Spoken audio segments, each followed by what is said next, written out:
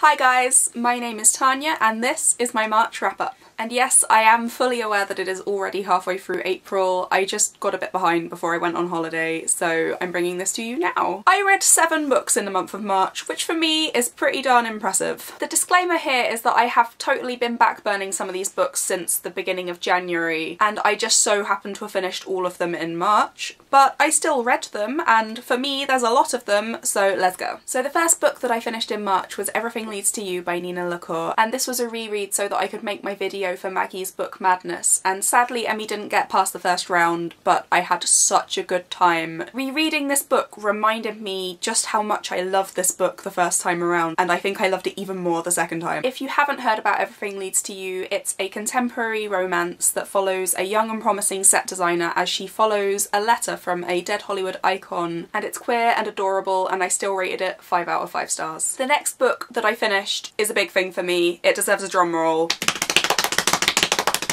I finally finished The Magic Faraway Tree by Enid Blyton, and I am so relieved. So I used this book mainly as bedtime reading through from January to the middle of March, and it was perfect for this because it was so dull that I'd read a few pages and fall straight off to sleep most nights. This collection follows 3 children as they move in next to the enchanted wood and discover the Magic Faraway Tree, which is a giant special tree that grows all sorts of different fruits on it all year round, has all sorts of interesting inhabitants, and always has a different land at the top, which frequently moves away, and it causes problems if you're up there when it moves away because you get stuck. Along the way they make plenty of friends, but they also really irritate some people, including me. I was never into Enid Blyton as a child. I always found her very insipid and not particularly interesting. This book was no different, and I have consequently refused to rate it because I am well aware that I was biased against it from the get-go. The next book that I finished was read on my Kindle, and it was Style by Chelsea M. Cameron. I actually finished this on the same day as The Magic Faraway Tree, and by comparison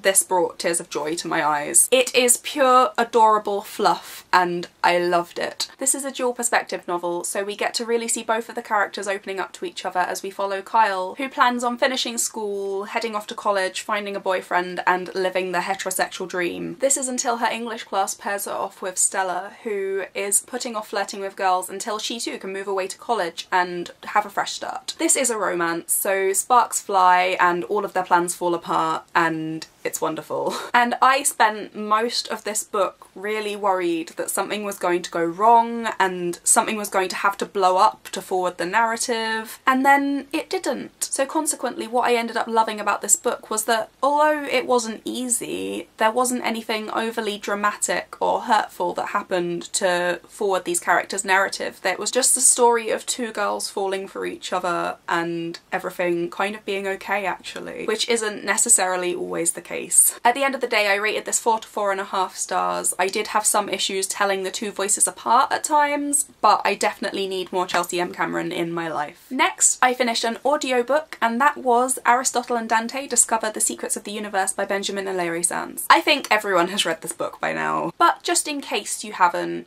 Aristotle and Dante meet at a swimming pool and they strike up an unlikely friendship. Ari struggles with an anger that he can't explain and can't find a direction for, dealing with family secrets, including a brother who's in prison and struggling to communicate with his parents. And Dante has his own problems, from exploring his sexuality to wondering about his place in Mexican culture, whilst overall still remaining a much lighter-hearted teenager than Ari. This book explores family relationships, first loves, culture, identity, sexuality, and all sorts of things in between. I initially struggled because Ari has a habit of self-examination which I didn't relate to very well. So to start with I found it quite tedious, but actually as it went on and more of the drama unfolded as well, I found this a lot easier to get on with, and as Ari became more self-accepting it made it much more approachable for me. As I said at the beginning of this little segment, I did listen to the audiobook, which is narrated by Lin-Manuel Miranda, and this was great for 2 reasons. The first being that Lin-Manuel can read to me anytime, and the second is that there are lots of small portions of Spanish in the text of this book, and I would have butchered them even in my head, so it was really nice to have someone that could actually pronounce them properly speaking them to me. So at the end of the day, after overcoming my initial struggles with this book, I did rate this 5 stars as it was very touching and it made me cry in the street. The 5th book that I read was Oranges Are Not the Fruit by Jeanette Winterson, and I borrowed this absolutely beautiful copy of it from the library. I kind of wanted to keep it, but I also didn't want to have to pay the charge. In an exploration of family, love and religious zeal, Jeanette is adopted by her mother and brought up as part of an extreme evangelical church, destined for life as a missionary. She then falls for one of her female converts, and we really begin to see the darker side of this life. For me, this had some really good discussions about what it can feel like to be someone who has been part of a church and believed in God, to then come out and feel like you don't belong, and in a way it's like you lose a friend, whilst also exploring the absurdity of the situation. And whilst I enjoyed this for the most part, there are some more meta parts of this book that I really struggled with. So as the book carries on, we're introduced to these 2 running allegories, and one of them I thought was really interesting and I really understood, but the second I couldn't fathom and I didn't understand why it was there. So I ended up rating this book 3 stars and begrudgingly turning it and all its beauty to the library. Next up, I read A Conjuring of Light by V.E. Schwab. This is the final book in the Shades of London trilogy. As this is the final book in the trilogy, I won't say too much about the plot, but when I finished this, I had to put it down and just sit and think for a good 10 minutes. This tome of a book is very perilous from the start. Compared to the other 2 books where the danger built up over the course of the book, this was life and death from the beginning, and it was really interesting to see how V.E. Schwab dealt with that, because that's a very different dynamic compared to the other 2 books in the series. This instalment has a lot more romance in it than in the other books, but it felt very natural and it wasn't particularly overdone. It fitted nicely into this epic fantasy setting. But yeah, this made me very emotional, and I'm kind of sad that it's over, but I'm glad that I know what happens, I think. And I rated it 5 out of 5 stars. The final book that I read in March was another audiobook, and it was When the Moon Was Ours by Anna-Marie McLemore. And this book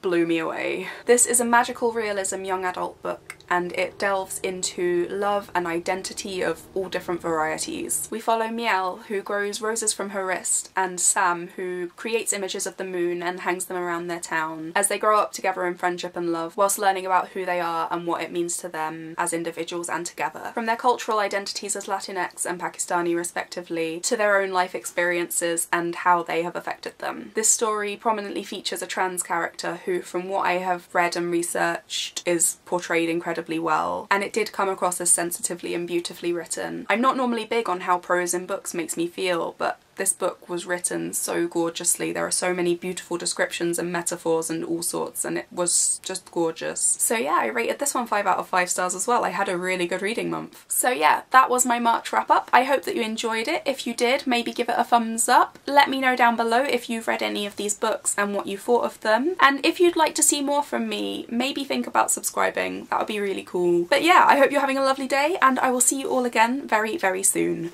Goodbye!